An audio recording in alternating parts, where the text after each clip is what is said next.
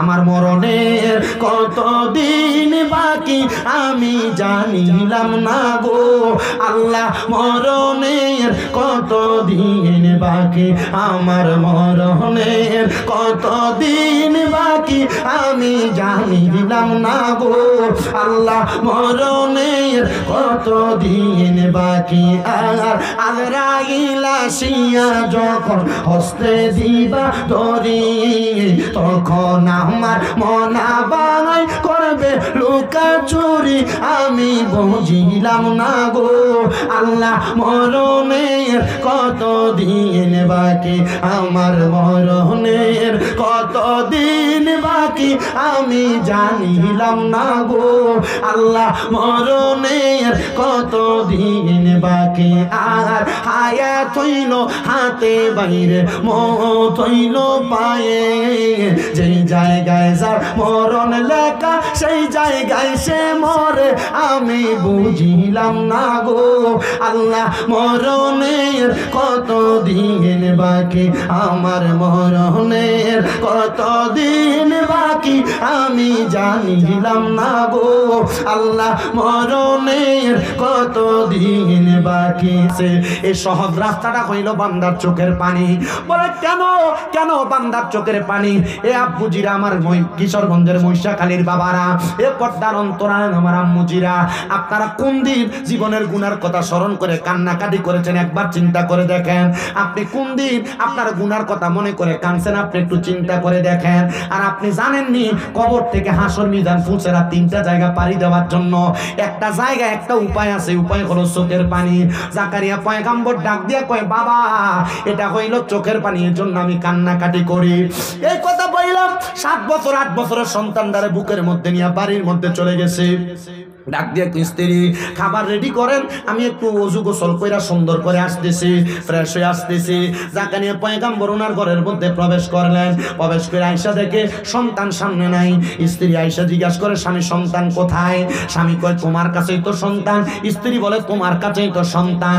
জাকারিয়া পয়গাম্বর বলেন একদিন না 2 দিন না টানা 3 দিন পর্যন্ত আমার সন্তানকে তালাশ করতে লাগলাম, কিন্তু আমি আমার সন্তানকে তালাশ করে আমি পাইলাম না। আমি যখন আমার সন্তানকে পাই না আমি কান্না করতে করতে একটা খেজুর গাছের সাথে হেলান দিয়া খেজুর গাছের সাথে কান্না করতে করতে আমি ঘুমায় গেছি। এমন টাইমে গায়েব থেকে আওয়াজ আসতেছে রে পয়গাম্বর জাকারিয়া আপনি যে সন্তানের জন্য এমন ভাবে কান্নাকাটি করতেছেন আপনি কি একবার চিন্তা করলেন না? আপনি কি একবার চিন্তা করলেন না? আপনি কি একবার চিন্তা করলেন না? আপনার সন্তানকে পাহাড়ের গুহার মধ্যে খুঁজেছেন, খেজুরের বাগানে খুঁজেছেন, নদীর কিনারার মধ্যে খুঁজেছেন, আপনি আপনার সন্তানকে খুঁজে পাইতেছেন না। বলেন না গো পয়গাম্বর আপনি কি আপনি যেই ঘরের মধ্যে ইবাদত করেন ওই ইবাদত খানার মধ্যে আপনার সন্তানকে খুঁজছেননি? মানে যেই খানকার মধ্যে আপনি ইবাদত করেন ওই খানকার মধ্যে আপনার সন্তানকে খুঁজছেননি? পয়গাম্বর ডাক দিয়ে বলেন না না আমি খুঁজি নাই। জাকারিয়া পয়গাম্বর বলেন এমন গায়েবী আওয়াজটা শুই না আমি একটা দৌড় মাইরা আমি আমার ইবাদত খানার মধ্যে গেলাম। আমি যা দেখলাম আমার 7-8 বছরের সন্তানটা ওই জায়গার মধ্যে সিজদার মধ্যে পুরা পুরা কাঁদতাছে। আমি জিজ্ঞাসা করলাম রে সন্তান, এ সন্তান বয়স মাত্র 7-8 বছর এমন করে কেন তুমি কান্না করো? কয় আব্বা মরণের ডরে।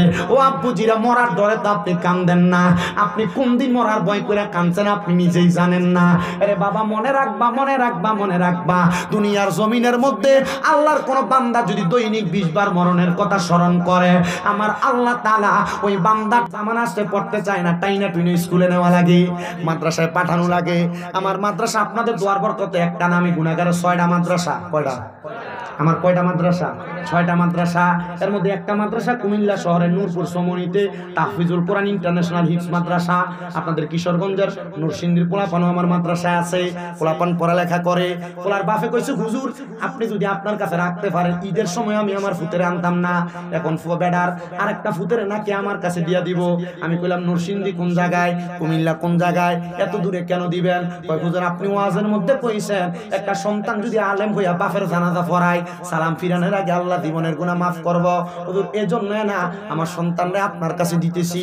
চিন্তা করছেন নি আল্লাহ তাআলা মা বাবার সিনার মধ্যে কত বরকত দিয়া দিছে। আপনারা আপনাদের সন্তানদেরকে আলেম বানাইবেন, যদি আলেম না বানাইতে পারেন কোরআন পড়নেওয়ালা বানাইবেন, যেন আপনি মারা যাওয়ার পর জানাজাটা পড়াইতে পারে। রাজি আছেন না নাই? কিন্তু মানুষের এখন মনে মনে হুজুর বানাইতাম 100 টাকা হাদিয়া পাইব, মসজিদে স্যার কি বলে 5-6 হাজার টাকা বেতন দেবেন, কি না মিয়া? আরে মিয়া আপনি দুনিয়ার ধনী হবেন না, আখিরাতের ধনী হবেন। কথা কই না? দুনিয়ার ধন দৌলত কত মানুষের আছে।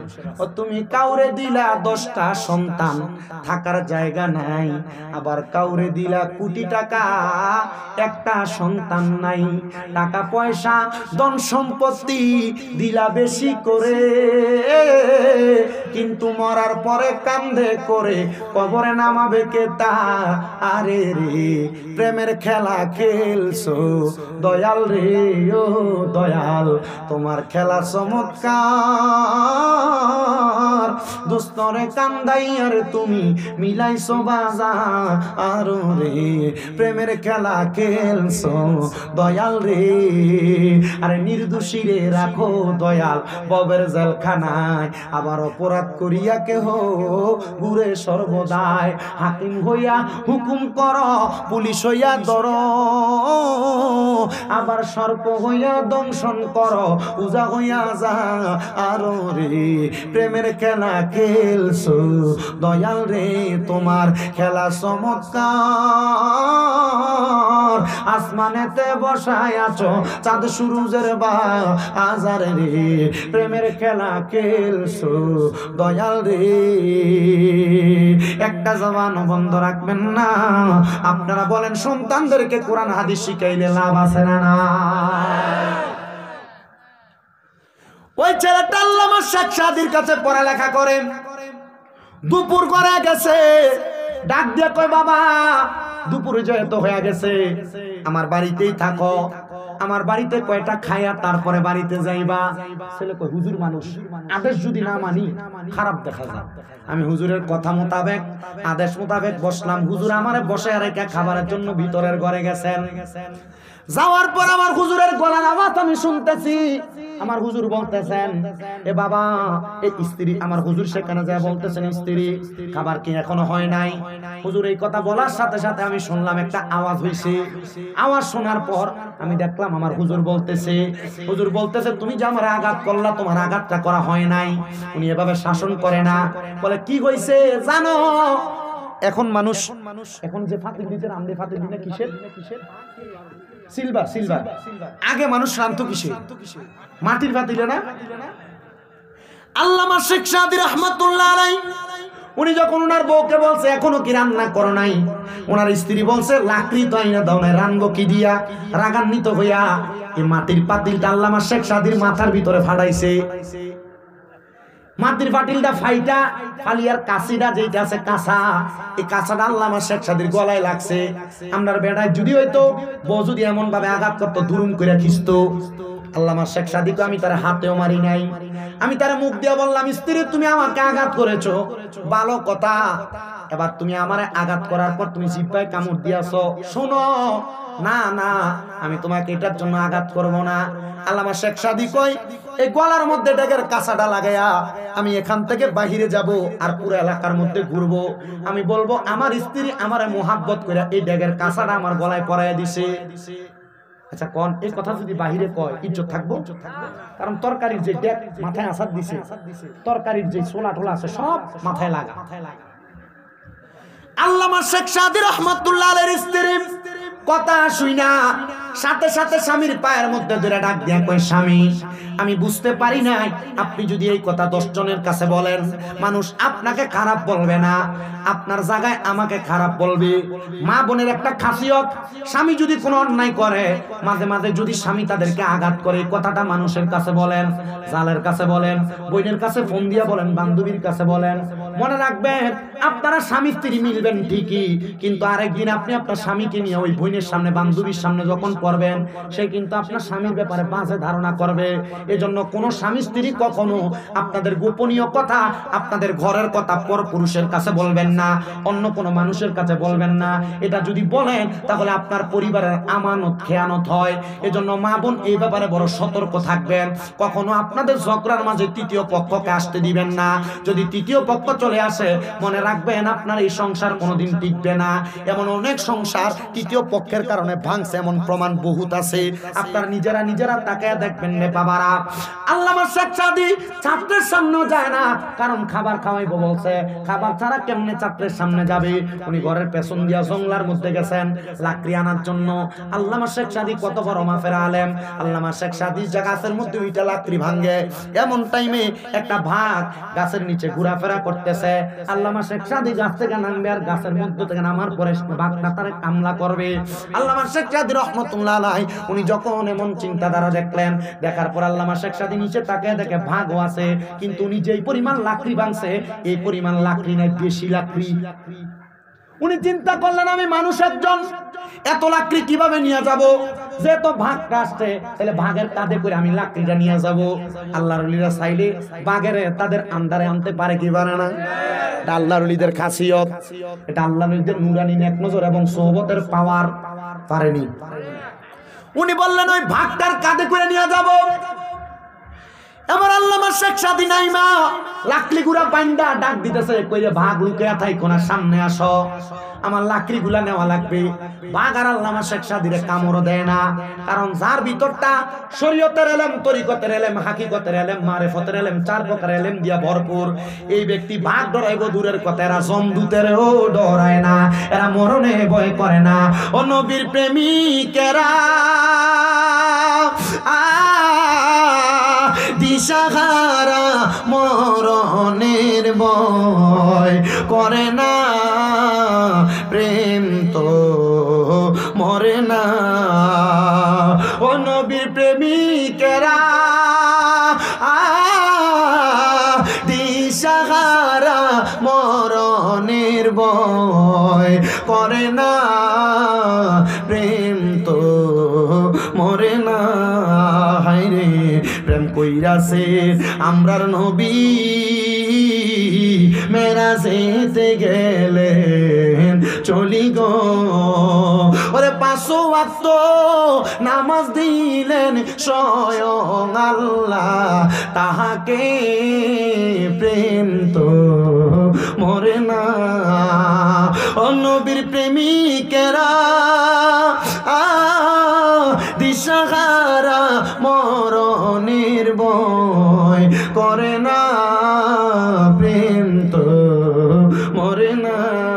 হায়রে প্রেম কইরাছেন আইয়ুব নবী,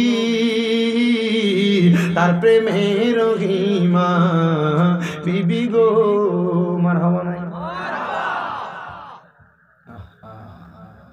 ও তারাটার শাল কিরাই খাইল তো বসে প্রেম ছাড়লো না, প্রেম তো মরে না। একটা জবান বন্ধ রাখবেন না, জবানটা ছেড়ে দিয়ে উচ্চ কণ্ঠে জোরে জোরে পড়েন আল্লাহু আকবার। আল্লামা শেখ সাদী বাগের মাথ পিঠের মধ্যে করে লাকড়িগুলা নিয়ে আসছেন। লাকড়িগুলা পেছনে দিয়া আল্লামা শেখ সাদী ছাত্রের সঙ্গে কথা বলবেন, এখান দিয়ে পেছনে স্ত্রী রান্না বান্না করবেন। আল্লামা শেখ সাদীর সামনে আসছেন কথা বলার সময় কাটানোর জন্য। এমন টাইমে ছাত্র কই, হুজুর দেখলাম বাঘের পিঠের মধ্যে কইরা লাকড়ি নিয়ে আসছেন, হুজুর একটা বাঘ সামলাইতে পারলেন, বউ সামলাইতে পারলেন না। মারহাবা নাই? কি সামলাইছে? কিন্তু সামলাইতে পারে না কারে? আসলে তো সত্য, বেটা মানুষ, বউ সামলানো সম্ভব না, কষ্টকর। কথা কয় না দি? ছাত্রটা যদি শিক্ষককে কথা বলে, শিক্ষকের মুখ তাহেনি। হুজুর বাঘ সামলাইলেন কিন্তু বউ সামলাইতে পারলেন না, আঘাত পাইলেন। ডাক দিয়ে কয়, বাবা শুনে রাখো, আমি পারি না। এই কথা তোমার কে বললো? বলে হুজুর আপনারে যে ডেস্কি দিয়া বাড়ি দিছে এটার আওয়াজ কিন্তু আমি বাহির থেকে শুনছি। তাস করে উঠছে। হ্যাঁ হুজুর আমি শুনছি। বলে শুনছো তো কি হয়েছে? বলে হুজুর এত কঠিন সংসার কেমনে করেন? এ বউরে সাইরেই তো দিতে পারেন, আপনি আরেকটা বিয়ে করতে পারেন। প্রস্তাব ভালো না? হুজুর আপনি এত বড় আলেম, আপনি চাইলে যে কোনো সুন্দরী নারী বিয়ে করতে পারেন, হুজুর এই বউরে কেন ছাড়েন না? আল্লামা শেখ সাদিক কয় পাগল হইছে বেটা, দুইটা শয়তান কন্ট্রোল করতে পারি না, তুমি আমারে আরো দুইটা শয়তান ঘরে আনতে কও। হুজুর বুঝলাম না, বউয়ের কথা বললাম, আপনি বলতেছেন দুই শয়তানের কথা, কারণ কি? বলে মনে রাখবা আল্লাহ তাআলা একজন পুরুষকে ধোঁকা দেওয়ার জন্য তার সাথে একটা শয়তান নিযুক্ত করছেন, আর একজন নারীকে ধোঁকা দেওয়ার জন্য দুইটা শয়তান নিযুক্ত করছেন। এই জন্য বেরিয়ে বেশি ঘাউড়ায়। কথা কই না, এটা তাদের দোষ না, এটা তাদের দোষ না, এটা তাদের খাসিয়ত, অভ্যাস। আল্লামা শেখ সাদি কয় তিন শয়তান নিয়ে সংসার করি, আমার সাথে একটা, এক বউয়ের সাথে দুইটা, তিন শয়তান, তুমি কো আরো দুই শয়তান আনতে, তো পাঁচ শয়তান নিয়ে কেমনে সংসার করাম? এজন্য আমি আনি না। এ আব্বা, এ আম্মুজিরা, আপনাদের কাছে আমার আবদার, আমি আর লম্বা করলাম না বয়ানটা, এতটুকের মধ্যে আমার বয়ানটা শেষ করি। আপনারা কখনো স্বামীর আদেশের অমান্য করবেন না, স্বামীকে মাইনা চলবেন। অনেক স্বামীরা পরিবারের মধ্যে প্রেসার, স্ত্রীর প্রেসার ক্রিয়েটের কারণে অনেক স্বামীরা আত্মহত্যা করেনি? করে না? অনেক স্বামীরা আত্মহত্যা করে। আপনাদের সবার কাছে আমার আবদার, আপনারা আপনাদের স্বামীদের প্রতি সুন্দর সদাচরণ করবেন, আপনার স্বামী যেন কষ্ট না পায়, আঘাত না পায়। মহিলারা স্বামীর আদেশ মানবে দূরের কথা, এরা স্বামীরে ঘরে রাইকা পুরা কিশোরগঞ্জ বাজার কিন্না লইয়া চলে, জামাই টেরও পায় না। কিন্তু আল্লাহর নবী বলে একটা স্ত্রী স্বামীর আদেশ তারা বাবার বাড়িতেও যাইতে পারবে না। আর আমরা বেরিয়ে পুরা মার্কেটে ঘুরে কিনে আল্লাহ আমাদের বোঝার তৌফিক দান করুন। জোরে জোরে কোন আমিন। আসলেন নবী এই দরাতে রহমত বরকত নিয়ে, আসেন সবাই তাজিমে সালাম দেই ওই নবীর, ইয়া নবী। এটা দে, এটা দে।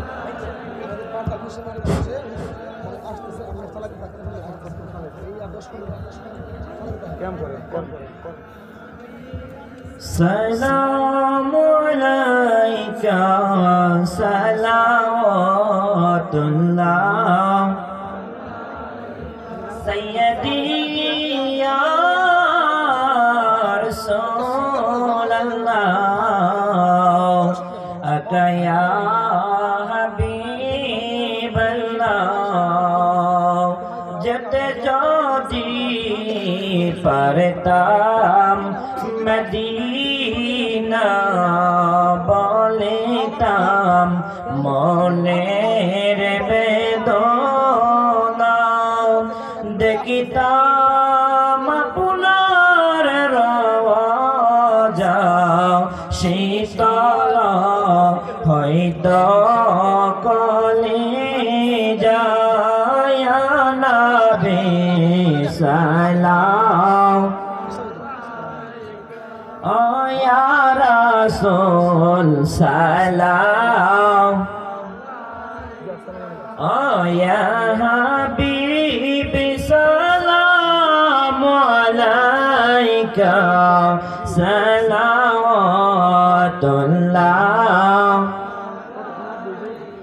मुस्तफा जाने रहमत पहला को सलाम, शमे है बज में हिदायत पे सुल्तानुल औलिया बाबा शाह जलाल, सुल्तानुल औलिया बाबा शाह जलाल। 360 जहान औलिया पे लाखों सलाम, मुस्तफा जाने लाखों सलाम, शमे बज में हिदायत पे आँखों शब यसरा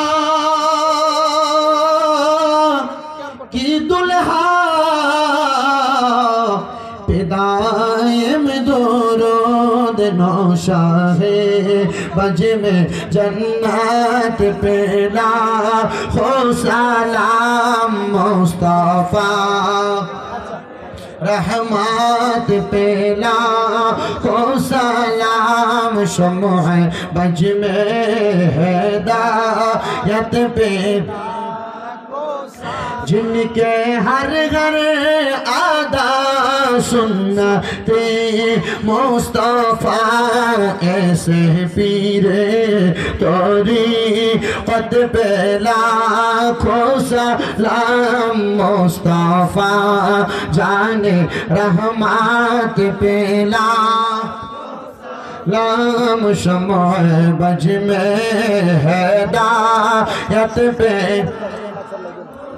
जिस सुहानी घड़ी चमकाते बाका चाँद से दिल अफरो जसात पेला को सलाम मुस्तफा जान रहमत पेला लाम शम्ह बज में हिदायत पेला अरे अरे आराम ताजे तारे हराम नो बहारे रसालत पेला लाम मुस्तफा जान रहमत पेला खोस शुहदाए करबला हजरत इमाम हुसैन जान देने की हालत पे लाखों सलाम मुस्तफा को सलाम शम्ह बज में हिदायत पे मौला अली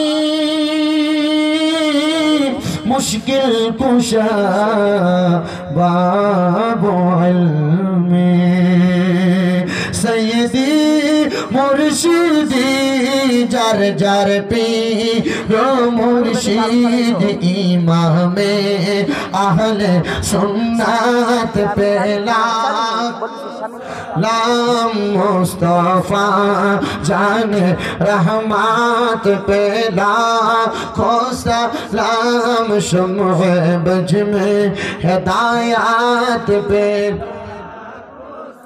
बलगलोला बिकमालिही कशफत तुजा बिजमालिही हसनत जमीआ खिसालिही सल्लु अलैहि वालिही बलगलोला बिकमालिही कशफत तुजा बिजमालिही हसनत जमीआ खिसालिही सल्लु अलैहि वालिही कष्ट হচ্ছে বাবারা যেটা আমাকে শফিকুল ইসলাম সিদ্দিকী হুজুর বলেছেন উনি আসার আগ পর্যন্ত বক্তা নিয়ে আমি ততক্ষণ পর্যন্ত আপনাদেরকে একটু সময় দিচ্ছি বাবারা আপনারা মনে কষ্ট নেবেন না একটু ধৈর্য সহকারে বসবেন আল্লাহ পাক রব্বুল আলামিন দুনিয়ার জমিনে সবাইকে সন্তান দেয় না অনেক মানুষ থাকে অনেক মহিলা থাকে বন্দা মহিলা যাদের গর্ভে সন্তান আসে না আপনারা কোন অনেক পুরুষ আছে যাদের সন্তান হয় না এরা সন্তানের জন্য আল্লাহর কাছে চাহিদা প্রকাশ করে এবার আপনারা বলেন সন্তান দেওয়ার মালিক একজন তিনি কে এমন একজন নবী ছিলেন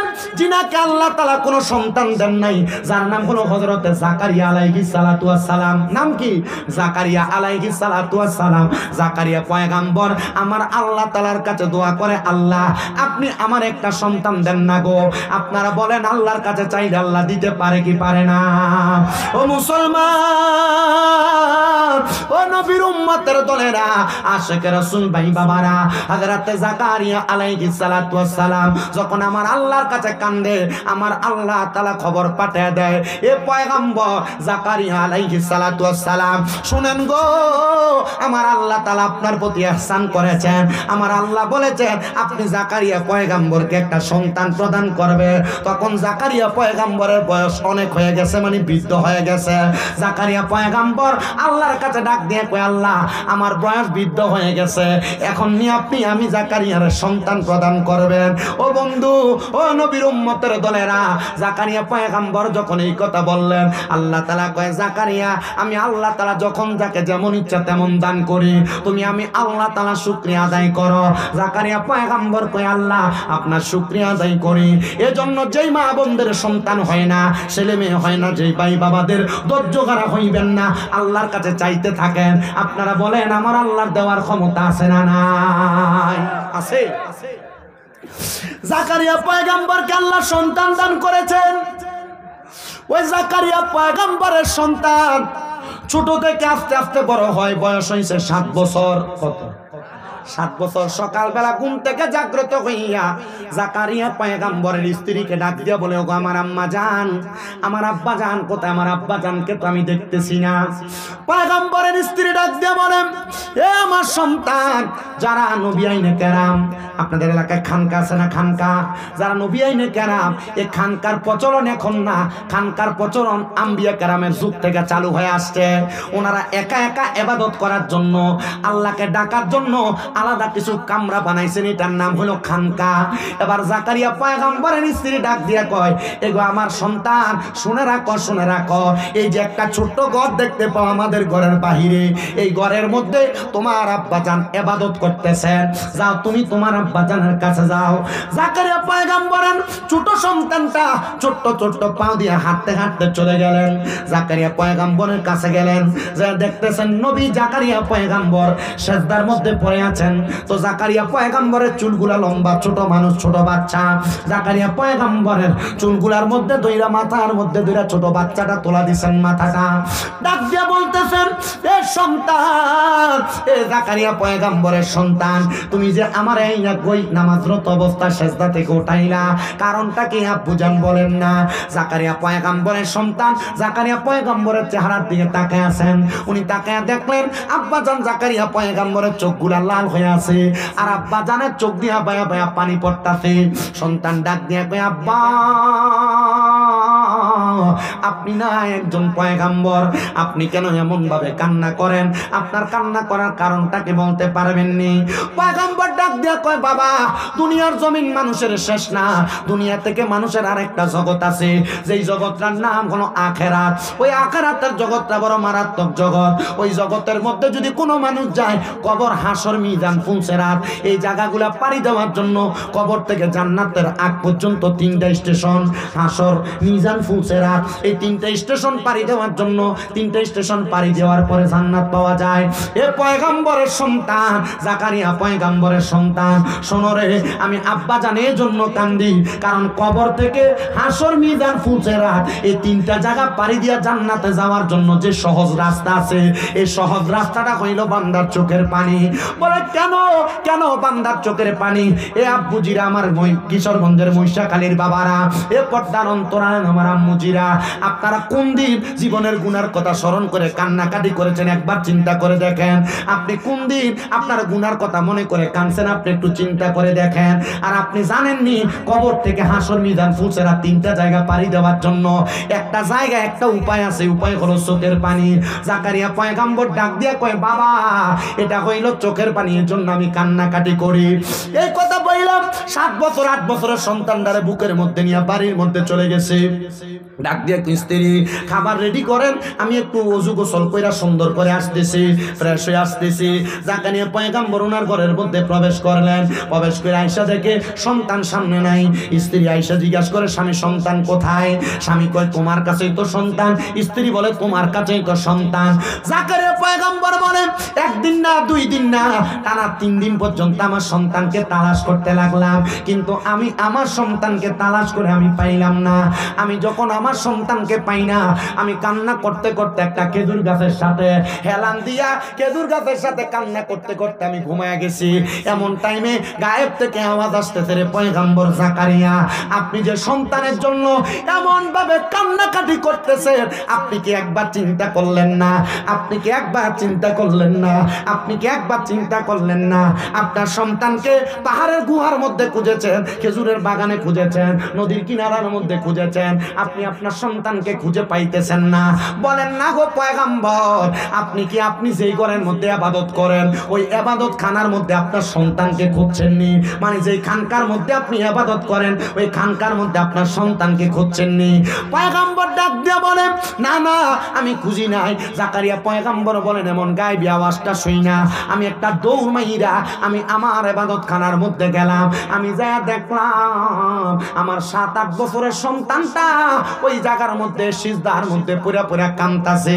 আমি জিজ্ঞাসা করলাম, রে সন্তান, এ সন্তান বয়স মাত্র 7-8 বছর, এমন করে কেন তুমি কান্না করো? কয় আব্বা মরণের ডরে।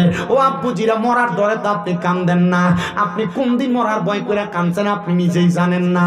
আরে বাবা মনে রাখবা, মনে রাখবা, মনে রাখবা, দুনিয়ার জমিনের মধ্যে আল্লাহর কোন বান্দা যদি দৈনিক 20 বার মরণের কথা স্মরণ করে, আমার আল্লাহ তাআলা ওই বান্দাটারে ওই দিন যদি মারা যায় তাইলে তারে শহীদের মরণ দান করে। এজন্য প্রত্যেক দিন মরার কথা বেশি বেশি করে স্মরণ করবেন। আশেক বলে, আমার মরণের কতদিন বাকি আমি জানিলাম না গো আল্লাহ, মরণের কতদিন বাকি, আমার মরণের কতদিন বাকি আমি জানিলাম না গো আল্লাহ, মরণের কতদিন বাকি।